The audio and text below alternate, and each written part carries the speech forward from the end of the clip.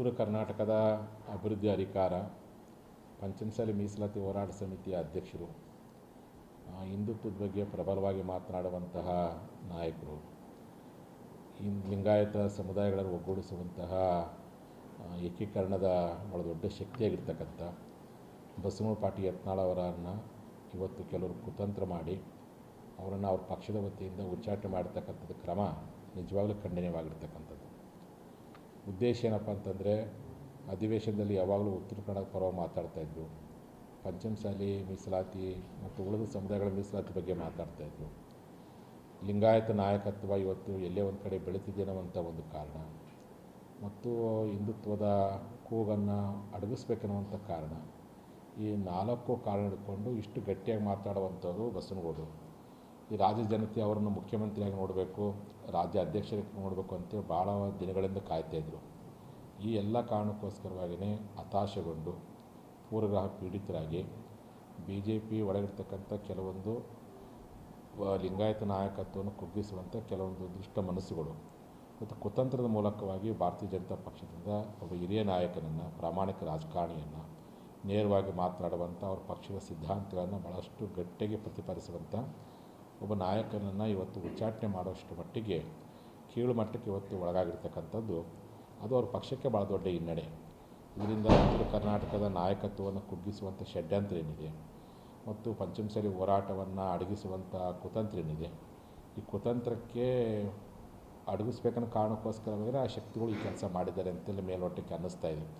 ಈ ಎಲ್ಲ ಕಾರಣಕ್ಕೋಸ್ಕರ ಇವತ್ತು ನಮ್ಮ ಸಮುದಾಯ, ಕಾರಣ ಭಾರತೀಯ ಜನತಾ ಪಕ್ಷಕ್ಕೆ ಭಾಳ ದೊಡ್ಡ ವೋಟ್ ಬ್ಯಾಂಕೇ ಲಿಂಗಾಯತ, ಆ ಲಿಂಗಾಯತಲ್ಲೇ ಭಾಳ ದೊಡ್ಡ ವೋಟ್ ಬ್ಯಾಂಕು ಪಂಚಮಸಾಲಿ ಸಮಾಜ. ಈ ಸಮಾಜ ಯಾವತ್ತೂ ಭಾರತೀಯ ಜನತಾ ಪಕ್ಷದ ಪರವಾಗಿರ್ತಕ್ಕಂಥದ್ದು. ಕಳೆದ 2023 ಚುನಾವಣೆಯಲ್ಲಿ ನಮ್ಮ ಜನಾಂಗ ಯಡಿಯೂರಪ್ಪನವರು ಪಂಚಮಸಾಲಿಗಳ ಮೀಸಲಾತಿ ವಿಚಾರದಲ್ಲಿ ವಿಳಂಬ ಮಾಡಿದರು, ಈ ಹೋರಾಟವನ್ನು ತಪ್ಪಿಸೋ ಪ್ರಯತ್ನ ಮಾಡಿದ್ರು ಅಂತೇಳಿ ಹತಾಶೆಗೊಂಡು ನಮ್ಮ ಜನ ಏನು ಮಾಡಿದರು, ಅನಿವಾರ್ಯವಾಗಿ ಕಾಂಗ್ರೆಸ್ ಪಕ್ಷಕ್ಕೆ ಓಟ್ ಹಾಕಿದರು. ಈ ಕಾಂಗ್ರೆಸ್ ಪಕ್ಷ ನಮ್ಮ ಓಟ್ ಪಡ್ಕೊಂಡು ಅಧಿಕಾರಕ್ಕೆ ಬಂದ ಮೇಲೆ ನಮಗೆ ಲಾಠಿ ಏಟು, ಬೂಟ್ ಏಟು, ಕೈಕಾಲು ಮುರಿಯೋದು ಹೊಡೆದ ಮೇಲೆ ನಮ್ಮ ಜನ ಮತ್ತೆ ಎಲ್ಲೇ ಒಂದು ಕಡೆ ಇಲ್ಲ ನಮ್ಮ ಬಸವನಗೌಡರು ಮುಂದೆ CM ಆಗ್ತಾರೆ, ಅವರಿಗೆ ಪಕ್ಷ ಒಳ್ಳೆಯ ರಾಜ್ಯಾಧ್ಯಕ್ಷ ಹುದ್ದೆ ಕೊಡುತ್ತೆ ತಿಳ್ಕೊಂಡು ಇವ್ರಿಗೆ ಏನಾದರೂ ಮಾಡ್ತಾರೆ ತಿಳ್ಕೊಂಡು ಮತ್ತೆ ನಮ್ಮ ಜನ ಎಂತಾರಲ್ಲ ಮತ್ತೆ ರೀಸೈಕಲ್ ಅಂತಾರಲ್ಲ, ಮತ್ತೆ ಈ ಪಕ್ಷದ ಪರವಾಗಿ ಮನಸ್ಸು ಮಾಡುವಂಥ ಕೆಲಸವನ್ನು ಮಾಡ್ತಾಯಿತ್ತು ರಾಜಕೀಯವಾಗಿ. ಆದರೆ ಇಂಥ ಸಂದರ್ಭದಲ್ಲಿ ಇವರ ನಾಯಕತ್ವವನ್ನೇ ಅಡಗಿಸುವಂಥ ಹಿನ್ನೆಲೆಯೊಳಗೆ ಉಚ್ಚಾಟನೆ ಮಾಡುವಂಥದ್ದನ್ನು ನೋಡಿದ ಮೇಲೆ ಮುಂದೆ ನಮ್ಮ ಸಮುದಾಯ ಯಾವ ರೀತಿಯಾಗಿ ರಾಜಕೀಯ ತೀರ್ಮಾನವನ್ನು ತೆಗೆದುಕೊಳ್ಬೇಕು, ಒಂದು ಕಡೆ ಲಾಠಿ ಏಟು ಕೊಟ್ಟಂಥ ಕಾಂಗ್ರೆಸ್ ಬೆಂಬಲಿಸಬೇಕು, ಪಂಚಮಸಾಲಿ ನಾಯಕರನ್ನು ಅಡಗಿಸೋ ಕೆಲಸ ಮಾಡುವಂತಹ ಈ BJP ಒಳಗಿರ್ತಕ್ಕಂಥ ಈ ವ್ಯಕ್ತಿಗಳ ನಾಯಕತ್ವವನ್ನು ಬೆಂಬಲಿಸಬೇಕೆನ್ನುವಂಥ ಒಂದು ಭಾಳ ದೊಡ್ಡ ಪ್ರಶ್ನೆಗೆ ನಮ್ಮ ಸಮಾಜ ಒಳಪಟ್ಟಿದೆ. ಈ ಎಲ್ಲ ಕಾರಣಕ್ಕೋಸ್ಕರವಾಗಿ ಸಮುದಾಯದಲ್ಲಿ ಆತಂಕ ವ್ಯಕ್ತಪಟ್ಟಿದೆ. ಈಗಾಗಲೇ ನಮ್ಮ ಜನಾಂಗದವರು ಹಳ್ಳಿಯಲ್ಲಿ ಹೋರಾಟ ಮಾಡೋಕ್ಕೆ ಶುರು ಮಾಡಿದ್ದಾರೆ.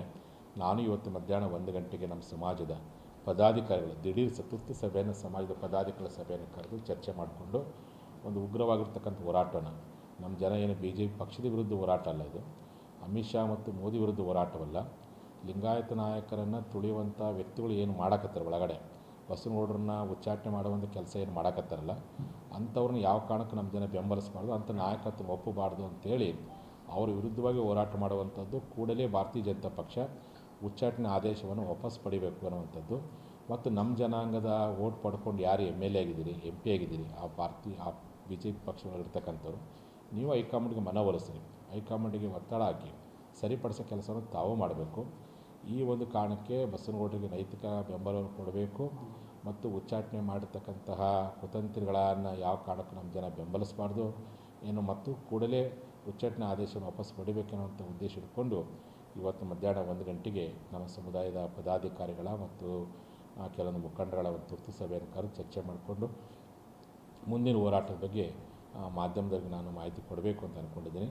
ಹಾಗಾಗಿ ನಮ್ಮ ಸಮಾಜ ಜನತೆ, ಯಾಕೆ ನಾನು ಯಾರಿಗೂ ಫೋನ್ ಮಾಡಿ ವೈಯಕ್ತಿಕವಾಗಿ ಬರಲಿಕ್ಕೆ ಹೇಳೋಕ್ಕಾಗಿಲ್ಲ, ಮಾಧ್ಯಮದ ಮೂಲಕವಾಗಿಯೇ ನಾನು ಸೋಷಿಯಲ್ ಮೀಡಿಯಾದ ಮೂಲಕವಾಗಿ ಬರೋಕ್ಕೆ ಹೇಳಿದ್ದೀನಿ. ನೀವೆಲ್ಲರೂ ನಾಳೆ ಇವತ್ತು ಮಧ್ಯಾಹ್ನ, ಅಂದರೆ 27ನೇ ತಾರೀಕು ಮಾರ್ಚ್, ಇವತ್ತು ಗುರುವಾರ ಮಧ್ಯಾಹ್ನ 1 ಗಂಟೆಗೆ ನೀವೆಲ್ಲರೂ ಬೆಳಗಾವಿ ಗಾಂಧಿ ಭವನಕ್ಕೆ ಬಂದು ನಿಮ್ಮ ಅಭಿಪ್ರಾಯಗಳು ಕೊಡಬೇಕು. ಕೇವಲ ಪಂಚಮಸಾಲಿ ಲಿಂಗಾಯತನಷ್ಟೇ ಅಲ್ಲ, ಬಸವನಗೌಡರ ಬಗ್ಗೆ ಅಭಿಮಾನ ಹೊಂದಿರತಕ್ಕಂಥವ್ರು ತಾವು ಬನ್ನಿ, ಭಾಗವಹಿಸಿ, ಮಾತಾಡಿ ನಿಮ್ಮ ಸಹಕಾರವನ್ನು ಕೊಟ್ಟರೆ ಮುಂದೆ ಯಾವ ರೀತಿಯಾಗಿ ಹೋರಾಟ ಮಾಡಬೇಕು ಅಂತೇಳಿ ನಾವೆಲ್ಲ ಆಲೋಚನೆ ಮಾಡ್ತೀವಿ. ಕೂಡಲೇ ಭಾರತೀಯ ಜನತಾ ಪಕ್ಷ ಎಚ್ಚೆತ್ತುಕೊಂಡು ಉಚ್ಚಾಟನೆ ಆದೇಶವನ್ನು ಹಿಂಪಡೆದ್ರೆ ನಿಮ್ಮ ಪಕ್ಷಕ್ಕೆ ಒಳ್ಳೆಯದು, ಇಲ್ಲಕ ನಿಮ್ಮ ಕಾಲ ಮೇಲೆ ನೀವೇ ಕಲ್ಲು ಹಾಕ್ಕೊಳ್ತೀನಿ ಅಂತ ಮಾತನ್ನು ನಾನು ನೇರವಾಗಿ ಹೇಳಕ್ಕೆ ಇಚ್ಛೆಪಡ್ತೀನಿ.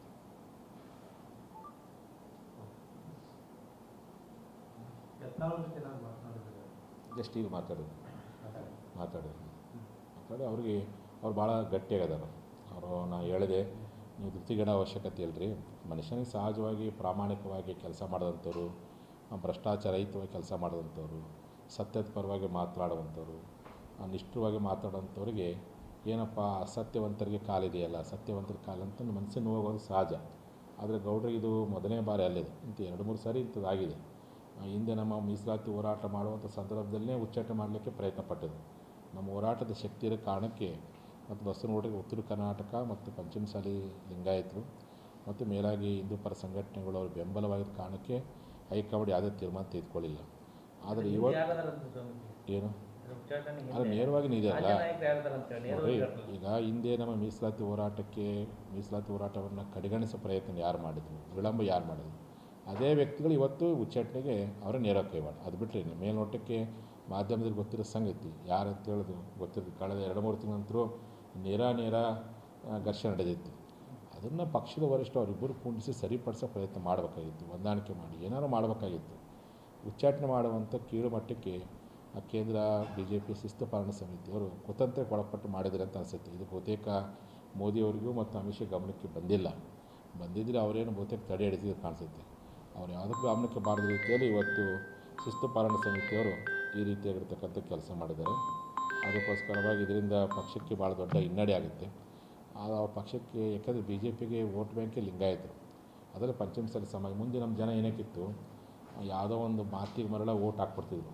ಈ ಹೋರಾಟ ಶುರು ಮಾಡಿದ ಮೇಲೆ ನಮ್ಮ ಜನ ತೀರ್ಮಾನ ಮಾಡಿದ್ದಾರೆ, ಯಾವ ಪಕ್ಷ ನಮ್ಮ ನಾಯಕರಿಗೆ ಗೌರವ ಕೊಡುತ್ತೋ, ಯಾವ ಪಕ್ಷ ಮೀಸಲಾತಿ ಹೋರಾಟಕ್ಕೆ ಬೆಂಬಲ ಕೊಡುತ್ತೋ ಅಂಥ ನಾಯಕರು ಅಂಥ ಪಕ್ಷವನ್ನು ಬೆಂಬಲಿಸಬೇಕು ಅಷ್ಟು ಮಟ್ಟಿಗೆ ನಮ್ಮ ಜನ ಜಾಗೃತಿಗೊಂಡೈತಿ.